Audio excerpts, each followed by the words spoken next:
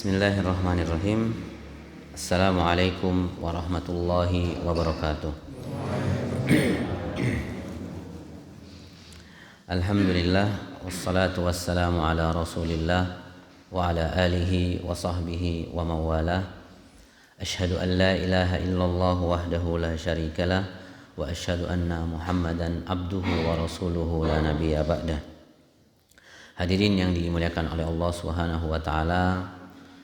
Pertama, marilah kita selalu panjatkan puja dan puji syukur kehadirat Allah Subhanahu wa taala yang sampai hari ini kita masih diberikan kesempatan, diberikan kesehatan, juga diberikan kekuatan iman ya untuk sama-sama menghadiri salah satu undangan Allah Subhanahu wa taala, yaitu salat subuh berjamaah.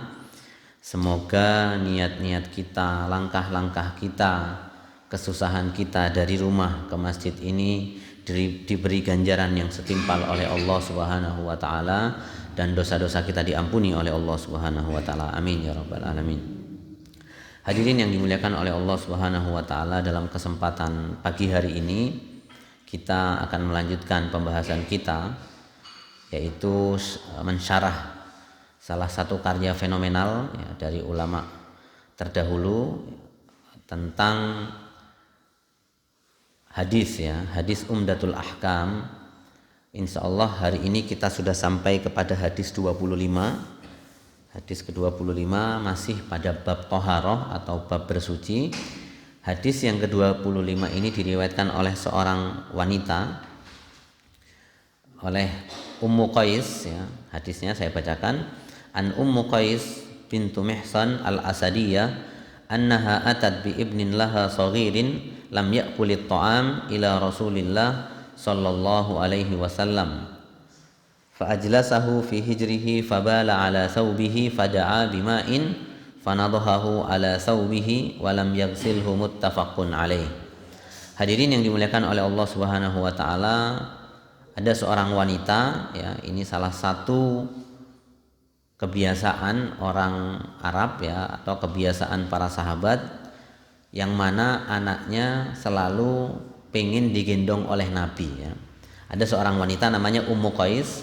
Ummu Qais bintu Mihsan ini, kalau bapak ibu pernah tahu cerita salah seorang sahabat namanya Ukasyah ya. Ukasyah bintu Mihsan ini saudaranya ya. Jadi Ukasyah itu ada sebuah hadis ya yang menjelaskan bahwasanya Ukasyah itu termasuk salah satu di antara 70.000 orang ya, 70.000 orang yang masuk surga tanpa hisab dan tanpa azab ya. Kalau Bapak Ibu pernah mendengar ya tentang tentang ruqyah. Ya, tentang ruqyah ya. Ukasyah ini yang biasanya kita kenal ketika suatu malam ya, suatu malam dia sedang ingin sholat tahajud, kemudian kakinya di riwayatnya kakinya disengat kalajengking ya.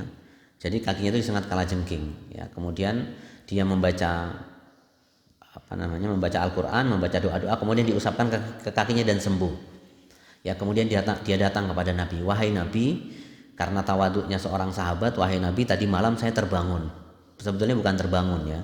Artinya dia sedang melaksanakan sholat malam. Kemudian dia mengatakan, Nabi, tadi malam saya terbangun, kemudian kaki saya digigit oleh kalajengking, kemudian saya bacakan ayat. Saya bacakan Quran, kemudian sembuh. Bagaimana menurutmu? Ya, kata Nabi, boleh ya. Ya, itu boleh ya. Kemudian kata Nabi, yang tidak boleh itu meminta diruqyah ya. Yang tidak boleh itu meminta diruqyah. Kemudian melanjutkan Nabi mengatakan, sesungguhnya orang yang meminta diruqyah itu tidak masuk kepada 70.000 golongan atau 70.000 orang yang masuk surga tanpa hisab, tanpa azab. Ya, kemudian Ukasyah mengatakan, Nabi, doakan saya termasuk salah satunya. Kemudian Nabi mengatakan, kamu termasuk salah satunya. Kemudian ada sahabat lain datang. Ini hadis yang terkenal ya redaksinya. Sabaqaka Ukasyah ya. Kamu telah didahului oleh Ukasyah ya. Insyaallah Bapak Ibu pernah dengar hadis ini ya. Jadi dua hal yang membuat orang itu tidak masuk dalam golongan 70.000. Ini kan istimewa ya sebenarnya. Ini fasilitas, salah satu fasilitas yang diberikan oleh Allah Subhanahu wa taala kepada umatnya Muhammad, yaitu masuk surga tanpa adab, tanpa hisab, langsung otomatis. Ya, dengan cara apa? Kita menghindarkan dua hal ya. Yang pertama adalah tidak meminta diruqyah ya, artinya kita ruqyah sendiri, tidak usah minta ruqyah ke orang. Ya, Pak, zikir pagi petang itu bagian dari ruqyah. Kemudian yang kedua, tidak boleh berobat dengan besi panas ya. Di dalam hadis lain tidak boleh berobat dengan besi panas. Memang ketika saya mencoba melihat beberapa pengobatan itu, mengobati dengan besi panas itu sebetulnya ampuh. Ya, katanya ampuh cepat.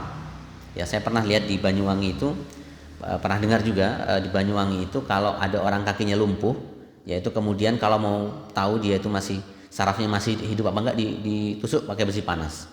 Kalau dia masih bergerak berarti dia ada kemungkinan sembuh, dan itu dilarang ya. Itu dilarang oleh Rasulullah ya, makruh. Ya, jadi berobat dengan besi panas hukumnya haram atau makruh ya, paling ya. Jadi Bapak Ibu, periwayat hadis ini saudaranya Ukasyah ya, Ukasyah karena sama-sama bin Mihsan ya. Nah, beliau seorang wanita ini datang kepada Nabi, atat bi ibnin laha shaghir. Dia datang kepada Nabi, ini salah satu kebiasaan sahabat ketika dia punya anak diberikan kepada Nabi ya, diberikan kepada Nabi. Lam yakulit to'am, jadi belum makan apapun ya. Kalau ini bisa kita pahami dalam hadis ini, artinya dia baru lahir ya, baru lahir. Kemudian di hadis ini lam yakulit to'am, belum makan makanan sesuap pun ya. Ila Rasulillah sallallahu alaihi wasallam fa ajlasahu ila hijrihi. Kemudian datang kepada Nabi, kemudian oleh Nabi didudukkan di pangkuan Nabi ya. Fabala ala saubihi, kemudian anak kecil ini buang air kecil ya, pipis di baju Nabi ya. Pipis di baju Nabi, maka Nabi kemudian apa yang dilakukan oleh Nabi? Fada'a bima'in fanadhahu ala thawbihi walam yaghsilhu. Ketika anak kecil ini, bayi ini pipis, buang air kecil, kemudian Nabi meminta baskom ya, air tidak terlalu banyak, kemudian diciprati ya. Diciprati. Fanadhahu ala thawbihi walam yaghsilhu, muttafaqun alaih ya. Jadi ini redaksinya muttafaqun alaih. Redaksinya diriwayatkan oleh Bukhari dan Muslim ya. Jadi kalau redaksi di hadis ini, di syarah ini muttafaqun alaih, maka redaksi ini diriwayatkan redaksi yang sama oleh Bukhari dan Muslim. Jadi Bapak Ibu, seorang wanita tadi Ummu Qais datang kepada Nabi, kemudian anaknya diberikan kepada Nabi untuk dimintai barokah ya. Jadi Nabi itu diminta doakan, kemudian sahabat berlomba-lomba kalau punya anak cepat ke Nabi, datang ke Nabi minta barokah kepada Nabi. Nah, kemudian pipis di baju Nabi, kemudian diciprati ya, diciprati. Jadi cuman diciprati, tidak sampai mengalirkan air ya. Di hadis yang lain, wa fi hadis Aisyah radhiyallahu anha ummul mukminin, di hadis yang diriwayatkan oleh Aisyah radhiyallahu anha, anna Rasulullah sallallahu alaihi wasallam utiya bi sabiyyin fabala ala thawbihi fada'a bima'in fa'atba'ahu iyyahu walil muslim fa'atba'ahu baulahu walam yaghsilhu. Nah, di dalam riwayat yang lain, di dalam redaksi yang lain, ya ini mulai redaksi yang lain, berbeda redaksi, bahwasannya Aisyah radhiyallahu anha meriwayatkan sesungguhnya anna Rasulullah sallallahu alaihi wasallam, sesungguhnya Rasulullah sallallahu alaihi wasallam pernah diberikan seorang bayi, ya, diberikan seorang bayi, fabala ala thawbihi fada'a bima'in fa'atba'ahu iya. Jadi kata Aisyah radhiyallahu anha, pernah suatu ketika Nabi itu diberikan seorang bayi ya, diberikan seorang bayi ya, kemudian fabala ala thawbihi, kemudian anak kecil tadi, anak bayi ini pipis atau buang air kecil di baju Nabi ya. Ini redaksinya punya Bukhari ya, redaksi hadis ini punya Bukhari. Ala thawbihi fada'a bima'in fa'atba'ahu iya ya. Kemudian Nabi meminta air, kemudian diciprati atau disiram ya, dengan siraman yang kecil. Wali Muslim fa'atba'ahu baulahu walam yaghsilhu. Nah, di dalam riwayat Muslim di ujung hadis ya, di ujung hadis, kalau tadi fada'a bima'in fa'atba'ahu iyahu, di sini fa'atba'ahu baulahu walam yaghsilhu ya. Redaksi di ujung hadisnya agak berbeda sedikit.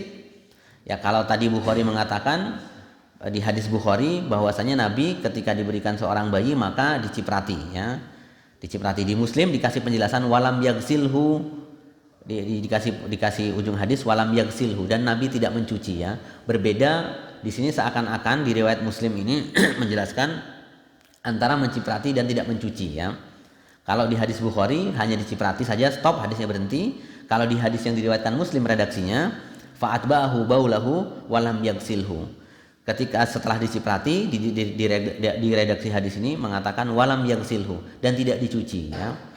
Ya, hadirin yang dimuliakan oleh Allah Subhanahu wa taala, yang dapat kita pahami dari hadis ini, ketika ada seorang anak ya, anak laki-laki ya, ada anak laki-laki pipis atau buang air kecil di baju kita, ya kemudian kita hanya mencium saja ya di hadis ini. Al-makna al-ijmali ya, makna secara umum. Makna umum hadis ini. Kana sahabatu radhiyallahu anhum ya'tuna an-nabi sallallahu alaihi wasallam bi atfalihim liyanalu min barakatihi wa barakati du'aihi lahum ya. Ini tadi kita singgung sedikit ya, bahwasannya sahabat radhiyallahu anhum, para sahabat itu salah satu kebiasaannya adalah ketika punya anak, punya keponakan ya, ada anak yang lahir di antara mereka, langsung cepat-cepat kepada Nabi ya. Langsung cepat-cepat kepada Nabi ya, minta barokahnya Nabi ya. Minta barokahnya Nabi. Liyanalu min barakatihi wa barakati du'aihim. Untuk apa? Untuk mendapatkan barokah dari Rasulullah Shallallahu alaihi wasallam ya. Ini sebetulnya hadirin yang dimuliakan oleh Allah Subhanahu wa taala, zaman ini bisa kita tiru ya. Meskipun Rasulullah sudah meninggal, ada di antara kita mungkin orang-orang soleh yang kita tahu keilmuannya, itu boleh. Anak kita dibawa ke ulama, itu boleh ya. Boleh, misalnya ada yang kita tahu dia alim ya, kemudian punya ilmu, itu kita datangi, tolong anak saya didoa, boleh ya. Ini ada contoh. Ya, ada contoh misalnya Bapak Ibu ada ustadz, ada kiai yang kira-kira ini ilmunya bagus ya. Ini orang ini warok, orang ini tawadu, datang aja. Misalnya punya keponakan, punya anak, datang, Pak Kiai, Pak Ustadz, tolong anak saya didoakan, boleh ya. Barangkali kena doanya makbul. Ya, barangkali, dan ini ada contoh dari sahabat ya, ketika itu sahabat datang kepada Nabi ketika punya anak, punya keponakan, ada yang lahir di antara mereka, cepat-cepat datang ke Nabi ya. Nabi, ini kami baru dapat rezeki anak, tolong didoakan, tolong supaya dia diberkahi oleh Allah Subhanahu wa taala. Ya. Ini salah satu kemuliaan para sahabat. Para sahabat tidak pernah menyia-nyiakan kesempatan ya. Jadi Nabi, mumpung Nabi masih hidup, dan para sahabat itu luar biasa ya. Luar biasa. Jadi para sahabat itu tidak menyia-nyiakan kesempatan apapun datang kepada Nabi. Nah, hadirin yang dimuliakan oleh Allah Subhanahu wa taala. Nah, salah satunya wa kana sallallahu alaihi wasallam min latafatihi wa karami akhlaqihi wa tahannunihi yastakbiluhum bima habalahu Allahu alaihi minal bashari was samahati. Nah, hadirin yang dimuliakan oleh Allah Subhanahu wa taala, dan Rasulullah sallallahu alaihi wasallam, salah satu kelembutan beliau ya, tidak pernah menolak ya. Rasulullah ini bukan raja, bukan malaikat ya, salah satu hikmah ya. Nabi itu diutus dari kaumnya, jadi tidak ada batas, tidak ada sekat. Nah, Nabi ini orangnya, salah satu karakter Nabi ini tidak punya sekat ya.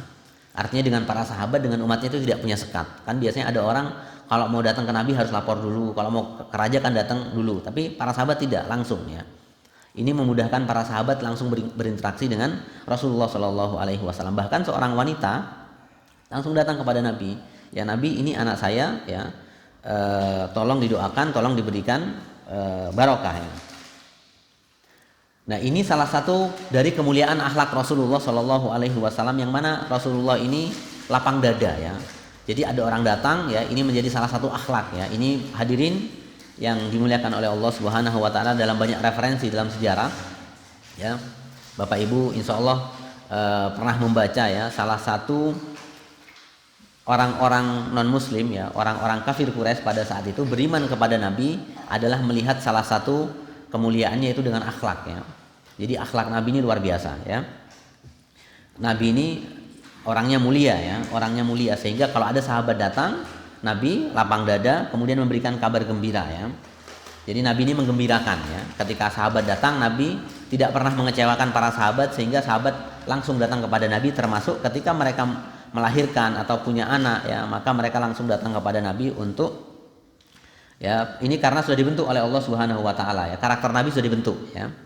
Karakter Nabi yang demikian ini sudah dibentuk oleh Allah Subhanahu wa taala, supaya apa? Supaya Nabi ini lapang dada kepada umatnya ya, supaya memberikan kabar gembira. Nah, hadirin yang dimuliakan oleh Allah Subhanahu wa taala, faja'at Ummu Qais bi ibnin laha saghirin yataqawwatu bil labani wa lam yasil ila sinni taqawwud min ghairi laban. Nah, di sini dijelaskan bahwasanya Ummu Qais ya, wanita tadi yang datang kepada Rasulullah sallallahu alaihi wasallam, anaknya ya baru lahir, kemudian dia tidak memakan apapun kecuali air susu ya. Ya, air susu ibu ya. Dia tidak memakan apapun kecuali air susu ibu.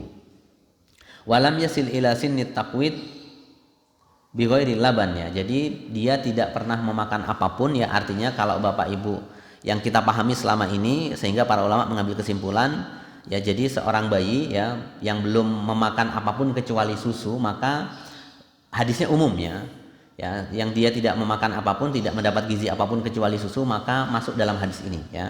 Biasanya 6 bulan pertama ya. Biasanya 6 bulan itu kan full ASI ya. Biasanya kalau saya lihat di beberapa daerah, terutama di Indonesia yang saya lihat, nanti setelah 6 bulan baru dicampur dengan makanan. Nah, kalau sudah dicampur dengan makanan maka hukumnya berbeda. Ya, perlakuannya berbeda.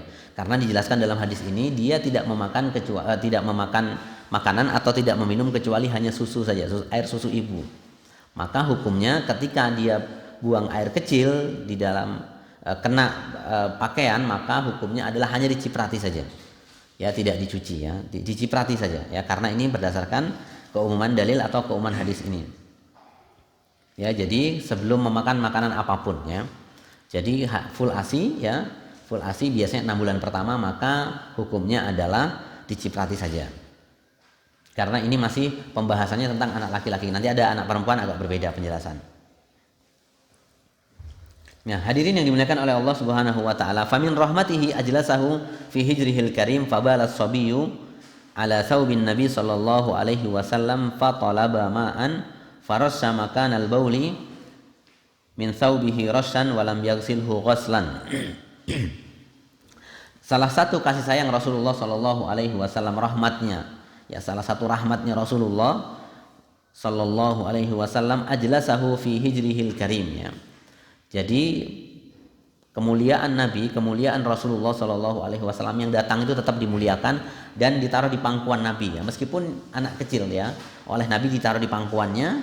Fabalas sobi ya, kemudian anak kecil ini, bayi ini buang air kecil di bajunya Nabi ya.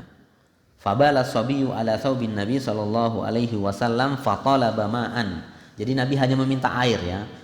Di riwayatnya meminta baskom kecil kemudian diciprati oleh Nabi ya. Di sini ada penjelasan, dia Nabi hanya farasya makanal bauli min thawbihi rassan. Ya, kalau dalam kaidah bahasa ini sekali saja, diciprati sekali saja. Meskipun nanti ada beberapa perbedaan pendapat, ulama mengatakan 3 kali diciprati ya. Jadi kalau menciprati jamaah yang dimuliakan oleh Allah Subhanahu wa taala, ya mungkin kita celupkan kemudian kita ciprati gitu saja ya. Yang kita pahami selama ini ya. Dan di sini di hadis ini hanya sekali ya. Farasya makanal bauli min thawbihi rassan ya. Jadi ini ada taukid ya, rassan ya. Kalau dalam bahasa Arab itu doroba misalnya memukul dorban, maka pukulannya 1 saja ya. Ya, jadi ini menjelaskan hanya sekali cipratan. Nah, kemudian falam yaghsilhu ghassan, dan Nabi tidak mencucinya ya. Berbeda antara menciprati dan mencuci ya. Jadi untuk bayi laki-laki yang datang kepada Nabi kasus ini, maka hanya diciprati saja. Nah, kemudian hadirin yang dirahmati oleh Allah Subhanahu wa taala, di sini dijelaskan ada sedikit perbedaan ikhtilaful ulama. Yara ta'ifatun minal ulama'i anna dzakara wal unsa sawa'un fil iktifai bin nudhi qiyasan ya. Jadi ada perbedaan pendapat para ulama terkait dengan bayi laki-laki dan bayi perempuan ya. Kata Al-Bassam, pensyarah hadis ini, pensyarah hadis Umdatul Ahkam, ya ta'ifatun minal ulama, sebagian ulama condong ya, anna dzakar wal unsa sawaun ya. Jadi laki-laki dengan perempuan hukumnya sama ya. Laki-laki ketika misalnya ada tidak hanya bayi laki-laki tapi bayi perempuan misalnya buang air kecil di pangkuan seseorang atau di pangkuan kita kemudian buang air kecil, maka hukumnya sama ya menurut sebagian ulama. Sawaun fil iktifai bin nudhi qiyasan ya, artinya sama ya, kondisinya sama. Ketika ada anak perempuan pipis atau buang air kecil di pangkuan kita atau kena baju kita, maka hukumnya sama, cukup dengan menciprati saja. Ini pendapat golongan pertama ya, pendapat golongan pertama dari ulama, karena dikiaskan ya, disandarkan hukumnya kepada anak laki-laki ya, anak laki-laki. Jadi para ulama mengambil dalilnya dengan kias. Kias ini adalah analogi yang insya Allah sebagian kita sudah memahami ya. Jadi mengambil hukum ya dengan hukum yang lain ya, menyamakan. Kenapa? Karena ada illah yang sama, ada alasan yang sama. Nah kemudian ini yang pertama, pendapat pertama, anak laki-laki dan perempuan sama, hukumnya sama ya. Ya hukumnya sama.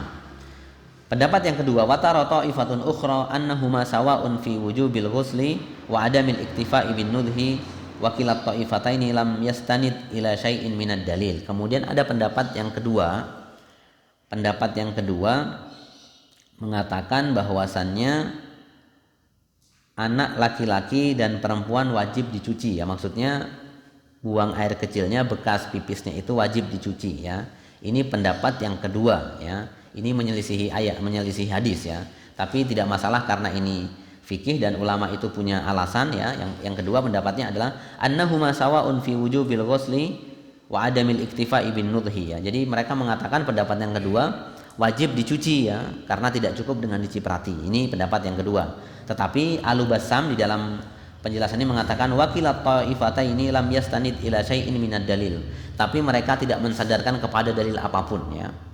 Ya, kepada dalil apapun. Mungkin ini madhabnya Dhahiri ya, madhab yang tekstualis ya, madhabnya Dhahiri.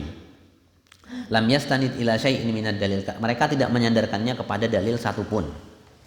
Nah, kemudian berikutnya wan nudhi lidzakari wal ghusli lil unsa huwa alladhi yadullu alaihi al ahadits as-sahihati as-sarihati wa huwa madhhabu a'immati Syafi'i wa Ahmad wa Ishaq wal Auza'i wa Ibn Hazm wa Ibn Taimiyah wa Ibn Qayyim wa Syekhana Ibn Sa'di wa katsirun minal muhaqqiqin. Nah, pendapat yang ketiga menurut Al-Bassam yang paling kuat adalah kalau tadi pendapat yang pertama mengatakan sama ya, hukumnya laki-laki dengan perempuan itu sama-sama diciprati cukup ya.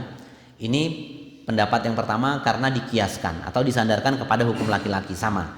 Nah, kemudian yang kedua mengatakan harus dicuci semua ya, baik laki-laki maupun perempuan harus dicuci. Nah, kemudian yang ketiga, ini yang condong ya, yang menurut Al-Bassam ini pendapat yang paling kuat, pendapat yang paling sahih. Menciprati wan nudhi lidzakari ya, untuk bayi laki-laki maka cukup diciprati saja ya. Kalau untuk bayi perempuan harus dicuci. Wa huwa alladhi yadullu ad-dalil, maksud Al-Bassam karena ada dalil lain ya, ada dalil lain pembanding yang menjelaskan bahwasannya perbedaan perlakuan antara air kencing atau hadas dari bayi laki-laki maupun bayi perempuan. Najis ya, maksudnya najisnya ya, karena kita pahami kalau najis kecil itu kan memang diciprati ya. Beberapa waktu yang lalu kita singgung, ini yang bayi laki-laki termasuk najis kecil ya, najis ringan. Dan Al-Bassam mengatakan pendapat ini diikuti ya atau diamini oleh Imam Syafi'i, kemudian Imam Ahmad ya, kemudian Ishaq wal Auza'i wa Ibn Hazm wa Ibn Taimiyah, dan ini mayoritas ulama condong kepada pendapat bahwasannya untuk bayi laki-laki maka diciprati saja, untuk bayi perempuan harus dicuci ya, harus dicuci. Ya termasuk kata Al-Bassam ya, guru dia As-Sa'di, Abdurrahman As-Sa'di itu juga dan banyak orang para muhakkik ya, ulama-ulama yang mentahqiq kitab-kitab itu condong kepada keyakinan bahwasannya untuk bayi laki-laki itu diciprati, untuk bayi perempuan dicuci. Kemudian berikutnya ma yu'khadhu minal hadis ya, apa yang dapat kita ambil dari hadis? Yang pertama adalah najasatu baulil ghulami in lam ya'kulit ta'am li syahwatin ya. Yang pertama, Bapak Ibu yang dirahmati oleh Allah Subhanahu wa taala, yang dapat kita ambil dari hadis ini adalah yang pertama bahwasannya kencing bayi ya, air kencing bayi laki-laki itu najis ya. Meskipun dia belum makan apapun ya. Tadi kita singgung najis, tapi najisnya najis ringan ya. Karena cara mensucikannya juga ringan, cara membersihkannya ya ringan ya, najisnya najis ringan ya.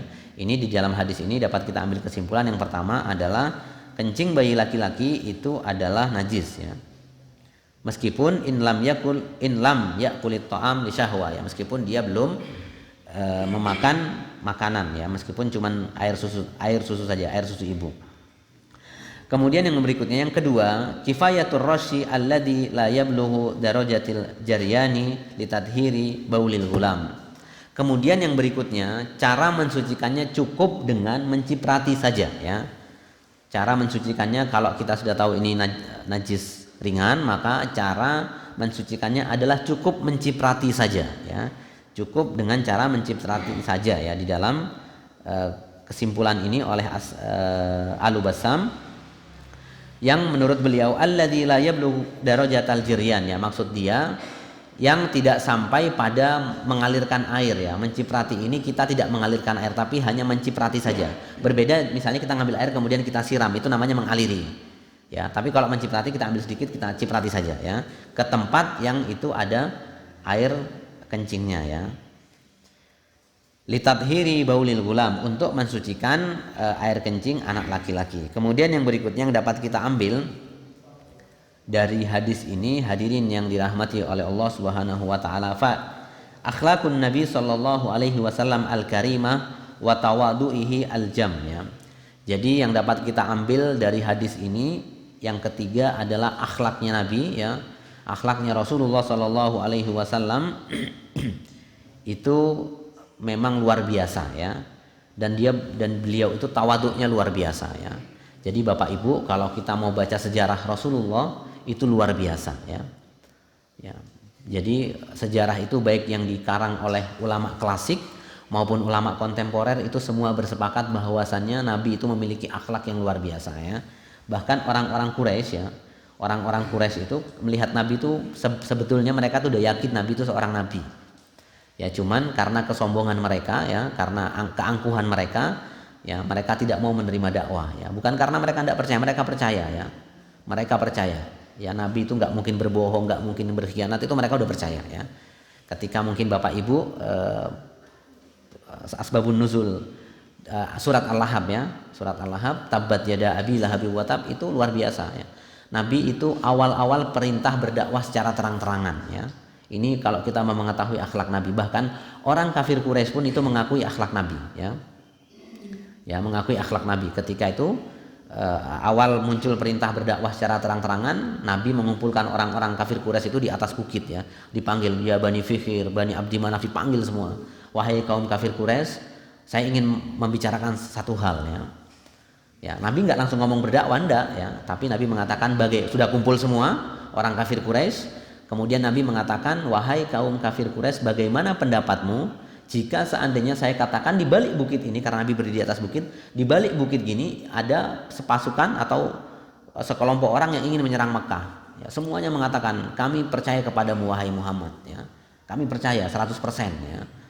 Jadi ditanya dulu ya, Nabi Muhammad mau tahu dulu bagaimana pendapat orang kafir Quraisy terhadap dirinya. Ya, ya maka Nabi kafir Quraisy mengatakan, kami percaya kepadamu wahai Muhammad. Ya. Kami tidak pernah mendapati kamu berdusta. Ya ini luar biasa ya, ini luar biasa. Tetapi ketika Nabi mengatakan, ya saya sesungguhnya adalah seorang nabi, basyiron wa nadhira. Saya diutus oleh Allah Subhanahu wa taala sebagai pemberi kabar gembira dan pemberi peringatan. Maka mereka tidak mau ya, tidak mau. Maka berdirilah Abu Lahab, dia mengatakan tabbat ya, tabban laka ya Muhammad ya. Celaka kamu wahai Muhammad. Abu Lahab itu pamannya ya. Kalau Abu Jahal bukan ya Bapak Ibu ya.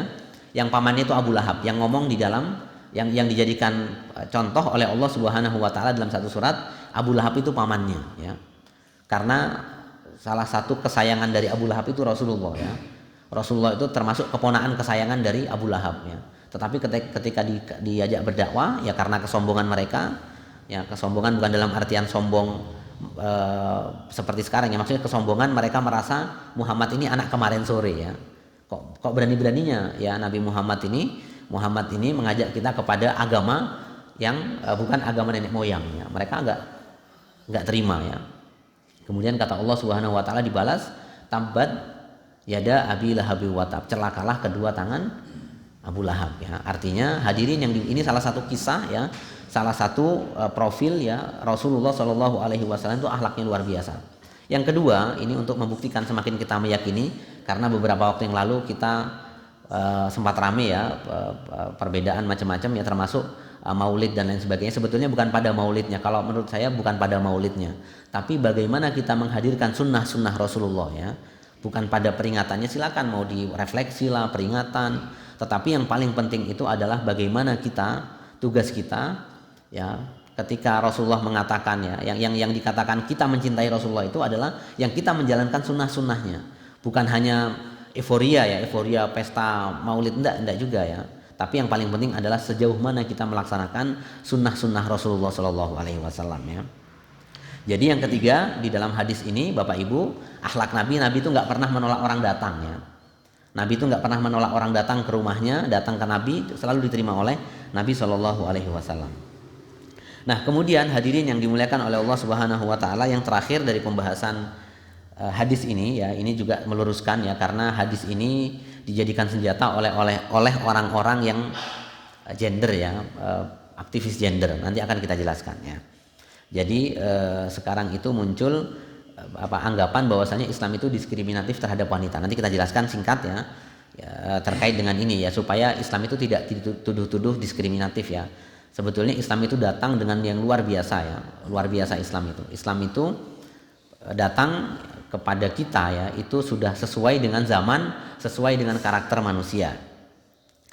Nah, faidah ikhtalafal ulama fi sababil ladzi yujibu at-tafriqa baina baulil gulami wa bauli al-jariyati wa talammasa kullun minhum hikmah sarat fi nadrihi al-fariqati al-munasibah wa ahsanu hadhihi talammusat ahadu amrain. Jadi para ulama ini meluruskan ya, ini luar biasanya ulama kita itu, meskipun mereka zaman itu tapi mereka sudah punya alasannya. Sudah punya alasan kenapa? Ya karena tadi kita condong di dalam kitab ini, kalau air kencing laki-laki itu diciprati saja, kalau air kencing bayi perempuan itu dicuci ya. Dicuci. Ini para ulama mengambil sisi apa bedanya ya. Yang pertama, al-awwalu imma li annal ghulam indahu hararatun gharizatun zaidah ala hararatil jariyati tatbakhu at-ta'am wa talattafal fadalat al-kharijah ma'a hadhihi al-harara az-zaidati kauni at-ta'ami at-tifli latifan li'annahu laban. Ada beberapa alasan yang menurut para ulama. Yang pertama, hadirin yang dimuliakan oleh Allah Subhanahu wa taala, bahwasanya bayi laki-laki itu lebih aktif, lebih panas ya. Lebih aktif. Jadi makanan itu terserap semua ya. Jadi ini salah satu hikmah yang diambil oleh para ulama yang menjelaskan kenapa sih kalau bayi laki-laki itu diciprati saja, karena memang bayi laki-laki itu lebih aktif ya. Dan airnya makanya bisa dilihat tekstur ya, mungkin sifatnya ya, suhunya itu kalau menurut di sini ya, temperaturnya katanya kalau dalam bahasa kesehatan laki-laki itu lebih aktif sehingga air kencingnya tidak terlalu bau ya. Jadi lebih aktif, jadi terserap sehingga yang terbuang itu agak meskipun kotor tapi lebih ringan ya, lebih ringan daripada wanita ya. Ini menurut yang pertama ya. Ya, wal jariyah laisa ladaiha hararah al-mulat. Nah, sedangkan bayi perempuan itu kurang, tidak terlalu aktif seperti bayi laki-laki ya. Bapak Ibu mungkin bisa sambil kita lihat ya, di beberapa ya, kita lah ya punya anak laki-laki itu kan lebih aktif daripada anak perempuan ya. Itu kata para ulama, sehingga itu juga menyebabkan tekstur air kencing itu lebih laki-laki lebih terserap, susunya lebih terserap, sehingga juga kotoran yang terbuang itu tidak terlalu ada. Saya tadi malam mencoba membaca terkait dengan keasaman dan lain sebagainya ya. Jadi bakteri yang terbawa itu untuk bayi laki-laki itu lebih ringan ya. Ini sekarang sudah terbukti ya. Ini artinya pernah saya sampaikan di forum ini ya, di pengajian ini, bahwasanya Bapak Ibu hukum yang ada itu insya Allah nanti akan hikmahnya akan ketemu, termasuk ini ya. Ya, jadi Allah itu memerintahkan kita itu mesti baik, termasuk ini ya. Pernah saya sampaikan di beberapa pertemuan yang lalu bahwasanya semuanya ada hikmahnya. Nah, salah satunya adalah meskipun pada saat itu ilmu kedokteran belum maju ya, belum sampai, tetapi sekarang sudah terbukti ya. Ya, keasaman ya, kemudian bakteri yang dibawa oleh air kencing laki-laki itu lebih ringan ya. Nah, kemudian sebaliknya untuk wanita ya, anak kecil perempuan, wal jariyatu laisa ladaiha al hararah al mulattafa wa hada yu'ayyidu takid nudhin najasati bi adami akli ta'am ghairal labani ya. Jadi ini juga termasuk alasannya. Kemudian yang kedua, Bapak Ibu yang dirahmati oleh Allah Subhanahu wa taala, annal ghulam adatan arghabu ilan nasi minal jariyati fayaksuru hamluhu wa nakluhu wa tabashara najasatihi mimma yusabbibu al-masyaqqah wal jarah wal haraj fasumiha bitakhfifi najasatihi wa yu'ayyiduhu ma ya'rifu anis syari'ati minas samahi wat taisir. Kemudian berikutnya Al-Bassam mengatakan annal ghulam ada ya, anak laki-laki itu lebih sering dibawa kemana-mana ya. Bukan artinya diskriminatif, tidak Bapak Ibu. Biasanya bapak itu kalau kumpul-kumpul kan biasanya yang ikut kumpul di bapak-bapak itu kan anak laki-laki ya. Anak perempuan biasanya kan ikut dengan ibunya ya. di belakang biasanya ya. Jadi anak laki-laki itu lebih aktif kemana-mana, kadang tidak sengaja misalnya buang air kecil ya. Jadi anak laki-laki sering dibawa kemana-mana oleh bapaknya terutama ya oleh bapaknya, tidak diskriminatif, tidak, ya anak perempuan juga kadang ada ya. Jadi biasanya anak laki-laki lebih bahasa kita polah atau tingkah ya, itu lebih sering kemana-mana dan sering dibawa-bawa ya, terutama oleh bapak. Kadang kalau ada bapak lagi kumpul dengan teman-temannya, anak laki-laki ikut ya, itu bagian ini untuk mempermudah. Kalau bahasa yang kedua ya untuk mempermudah dan memberikan toleransi ya terkait dengan cara mensucikan hadas atau cara mensucikan air kencingnya ya.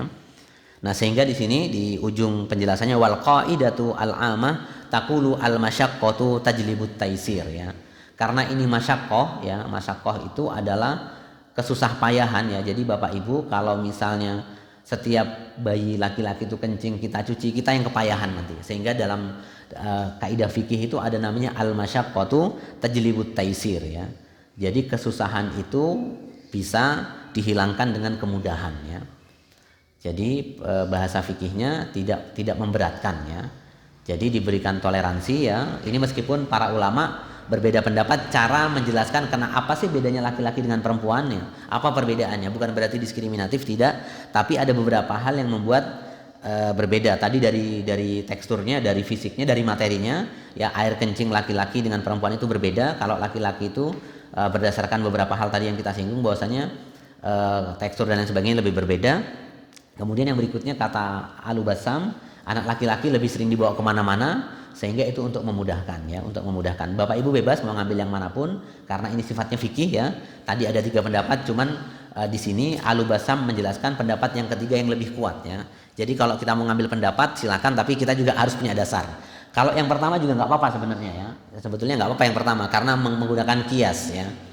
Ya, yang pertama tadi sebagian ulama mengkiaskan ya tidak apa-apa laki-laki dengan perempuan sama-sama diciprati, tidak masalah ya. Tetapi di dalam kitab ini Al-Bassam mengatakan mengambil beberapa hadis lain bahwasannya laki-laki dengan perempuan itu berbeda. Kalau perempuan dicuci, kalau laki-laki diciprati. Yang terakhir ala anna ba'dal ulama ja'aluhu minal masaid ta'abbudiyah allati la ta'qilu hikmatiha wallahu a'lam. Nah, yang terakhir ini biasanya pendapatnya kebanyakan ulama ya, bahwasannya pembedaan laki-laki dengan perempuan itu ta'abbudiyah ya, ta'abbud ya. Karena ta'abbud artinya ketika ada perintah dari Rasulullah itu termasuk kita dalam rangka mengikuti ya. Hikmahnya di belakang ya. Pernah saya singgung ya, kalau kita ada perintah dari Nabi, perintah seperti ini ya kita sami'na wa ata'na. Ini dalam arti ta'abbud ya. Kita beribadah kepada Allah Subhanahu wa taala.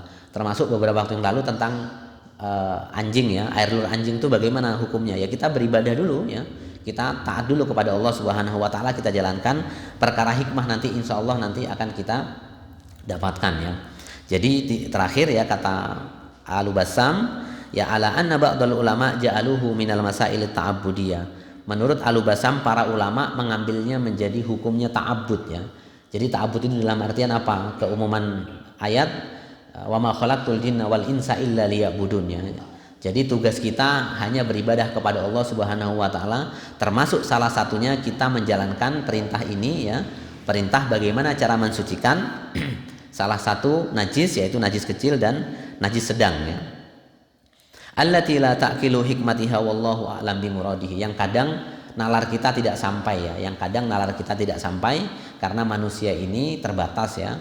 Bapak Ibu, indera kita ini terbatas ya, sehingga para Al-Bassam mengatakan karena keterbatasan itu untuk sementara kita ta'abbud saja, meskipun tadi ada beberapa alasan yang kita singgung ya. Mungkin di sini ada yang konsentrasi di kedokteran atau mungkin terkait dengan yang bisa menjelaskan, tetapi di sini ada penjelasan singkat tadi Bapak Ibu bahwasannya semua itu ada hikmahnya ya. Semua itu ada hikmahnya. Larangan dan perintah itu kalau kita rujuk di beberapa ayat ya, itu adalah baik buat manusia ya. Allah tidak menciptakan sesuatu termasuk hukum kecuali baik bagi manusia. Wallahu a'lam bishawab. Ini yang dapat kami sampaikan Bapak Ibu di pertemuan pagi hari ini. Tadi ada titipan dari jamaah bagaimana hukumnya, satu saja mungkin, bagaimana hukumnya ketika misalnya darah menempel dalam pakaian atau benda ya, yang itu sudah dihilangkan tetapi masih ada warnanya ya. Memang secara umum yang kita pahami dari beberapa hadis, kalau sudah baunya hilang ya, baunya hilang dan memang sifat aslinya udah hilang, sebenarnya sudah cukup, kan cuman warnanya saja ya. Memang kalau Bapak Ibu dulu pernah kita singgung, yang dikatakan najis itu kalau berubah warna ya, berubah bau ya, itu masuk najis ya. Ketika misalnya biasanya dicontohkan, misalnya ada bangkai jatuh ke dalam ina ya, ke dalam sehingga yang dimaksud kullatain ya. Ketika misalnya kita punya air di bawah kullatain, kemudian kejatuhan binatang, bangkai misalnya, bangkai tikus ya, kemudian dia merubah bau dan merubah warna, maka dia masuk najis ya. Tidak bisa kita gunakan untuk berwudu. Ya, nah bagaimana kalau darah? Nah darah itu kan tinggal bekasnya saja, warnanya mungkin sudah pudar, tetapi itu sudah tidak najis selama sudah kita cuci, selama baunya sudah nggak ada. Ya, ada juga rasa ya, kalau nggak salah rasa ya. Warna, bau dan rasa ya. Kalau rasanya berubah, warnanya berubah dan baunya berubah, air dua kullah itu, maka hukumnya dihukumi najis. Tapi kalau udah hilang bau, rasa, warna, maka sudah cukup ya. Artinya sudah bisa digunakan untuk, kalau pakaian sudah bisa digunakan untuk sholat ya. Meskipun ada bekas warna, tapi itu sudah hilang ya. Secara umum yang dikatakan sebagai najis sudah hilang kalau sudah dicuci ya. Karena darah itu warnanya merah ya, sehingga masih tersisa warna ya, tidak masalah ya. Tidak masalah. Mungkin ini yang dapat kami sampaikan. Wallahu a'lam bishawab. Semoga kita sama-sama ngambil manfaat. Hadirin yang dimuliakan oleh Allah Subhanahu wa taala. Cukup nggih? Ustaz, bertanya sebentar. Nggih. Kalau bayi yang sudah ditani dengan kurma itu apa termasuk makanan tambahan, tidak murni susu ASI? Nggih. Baik, untuk kurma memang ada beberapa pendapat ya, untuk kurma itu tidak termasuk ya. Artinya kurma itu kan awal saja di tahnik ya. Itu ada penjelasan, tadi malam saya coba membandingkan beberapa hadis ini, turunan hadis ini. Itu kurma tidak termasuk, maksudnya masih tetap diciprati karena di tahnik itu kan di awal ya. Kan itu kan juga tidak banyak ya. Kurma itu yang bukan kita, kan kurmanya kita papah dulu ya, kita kunyah. Kita kunyah sedikit baru kita taruh di langit-langitnya ya. Atau kita pakai tangan juga bisa, itu enggak tidak termasuk ya. Artinya tidak termasuk yang dikatakan makanannya, itu hanya tahnik saja ya. Jadi tidak banyak juga ya. Kalau yang saya lihat beberapa praktek ya di beberapa kitab fikih itu ada yang dikunyah sedikit kemudian ditaruh di langit-langit ya. Ada yang kita pegang aja kurmanya, kita oles-oles tangan kita kemudian ditaruh di langit-langit ya. Itu tidak termasuk. Saya juga sempat melihat ya beberapa pendapat ulama terkait dengan ini tidak termasuk makanan ya. Ya, mentahnik kurma itu tidak termasuk makanan, artinya masih bisa dijadikan dasar karena tahnik itu kan di awal.